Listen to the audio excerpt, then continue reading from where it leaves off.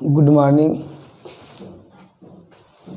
मेरे प्यारे बच्चों, ध्यान दीजिए। आज हम आप लोगों को फिजिक्स भौतिक विज्ञान का टॉपिक है सेल का विद्युत वाहक बल, इलेक्ट्रोमोटिव फोर्स और सेल का टर्मिनल विभवांतर, टर्मिनल पोटेंशियल ऑफ सेल के बारे में बताएंगे। तो पे अटेंशन। कह रहा है कि सेल का विद्युत वाहक बल क्या है। तो किसी भी सेल के द्वारा परिपथ में आवेश को प्रवाहित करने में,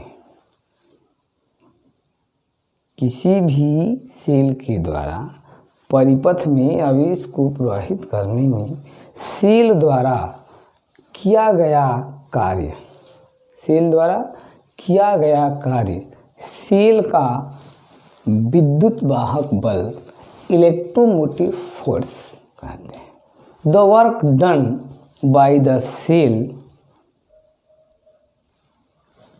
इन flow of charge in the circuit, that work done is known as electromotive force. The work done by the cell by flowing the charge in external circuit, that work done by the cell is known as electromotive force. Clear? मतलब कि यदि Q आवेश को cell में प्रवाहित करने में W joule कार्य करना पड़ता है, तो सेल का विद्युत वाहक बल E equal W by Q। इसका मात्रक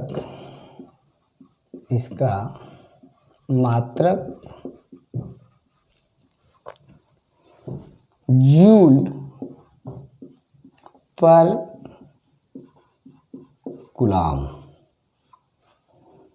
या वोल्ट होता है।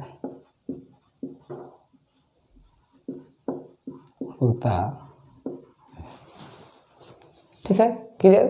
तो विद्युत वाहक बल क्या है? तो क्यू आवेश को यदि हम परिपथ में प्रवाहित करते हैं तो सेल द्वारा जो भी वर्क डन होता है, कार्य किया जाएगा, उसी को कहते हैं विद्युत वाहक बल।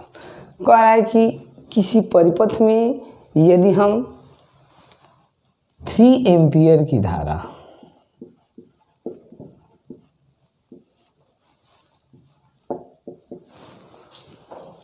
पाई 5 सेकेंड तक, t इक्वल 5 सेकेंड तक प्रवाहित करते हैं, कितना?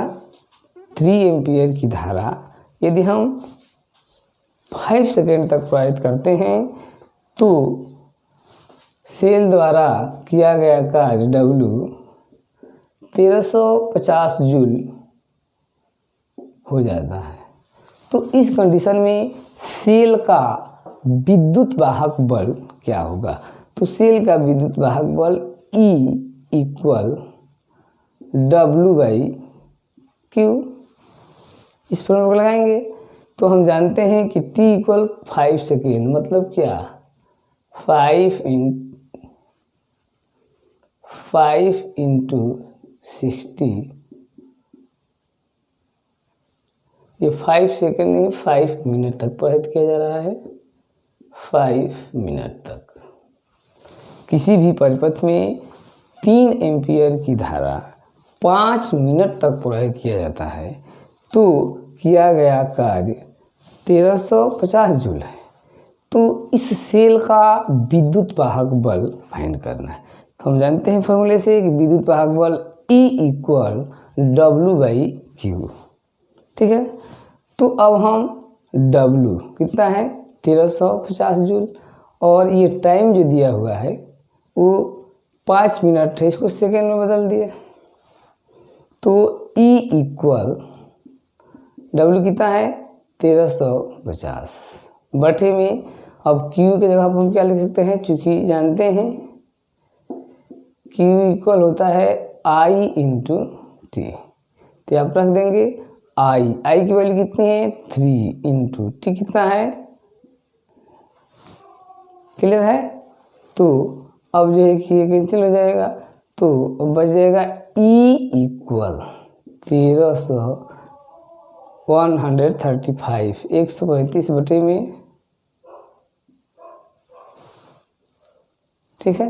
3 का नाम 19 और इसे डिवाइड कर दीजिए तो आपको आ जाएगा 1.5, ठीक है। ये क्या है भाई, बोल्ट है,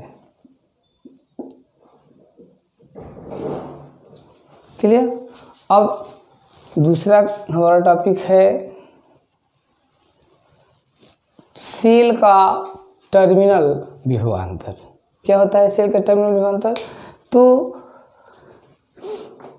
किसी भी परिपथ में एक टर्मिनल से दूसरे टर्मिनल तक आवेश को प्रवाहित करने में सेल द्वारा व्यय ऊर्जा, किसी भी परिपथ में एक टर्मिनल से दूसरे टर्मिनल तक आवेश को प्रवाहित करने में सेल द्वारा खर्च की गई ऊर्जा या व्यय ऊर्जा को सेल का टर्मिनल विभवांतर कहते हैं, ठीक है। तो यदि Q आवेश को सेल द्वारा प्रवाहित करने में, ठीक है ना, Q आवेश को सेल द्वारा प्रवाहित करने में यदि W जूल कार्य करना पड़ता है या W जूल ऊर्जा खर्च होती है, तो सेल का टर्मिनल विभवांतर, सेल का टर्मिनल विभवांतर भी टर्मिनल इक्वल क्या हो जाएगा, तो किया गया कार्य W बाई प्रवाहित आवेश Q हो जाएगा ना। ये हो जाएगा आपका क्वेश्चन नंबर फर्स्ट।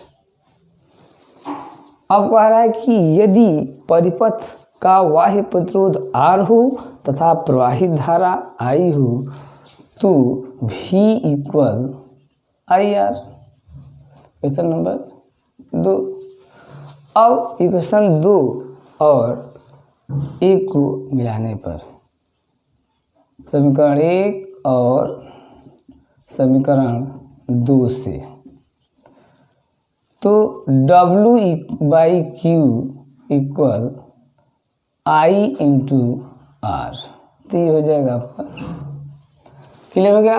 तो सेल का विद्युत वाहक बल और सेल का टर्मिनल विभवांतर, तो विद्युत वाहक बल क्या है भाई, तो परिपथ में आवेश को प्रवाहित करने में सेल द्वारा किया गया कार्य सेल का विद्युत वाहक बल होता है, इसे ई से प्रदर्शित करते हैं। और टर्मिनल विभवांतर किसी भी परिपथ में एक टर्मिनल से दूसरे टर्मिनल तक आवेश को प्रवाहित करने में सेल द्वारा व्यय ऊर्जा की मात्रा को, एक टर्मिनल से दूसरे टर्मिनल में आवेश को प्रवाहित करने में सेल द्वारा व्यय ऊर्जा की मात्रा को सेल का टर्मिनल विभवांतर कहते हैं। ये 2 टॉपिक हो गया, इसको स्टडी कीजिए और अगले टॉपिक के लिए हम मिलते हैं नेक्स्ट वीडियो में। तब तक के लिए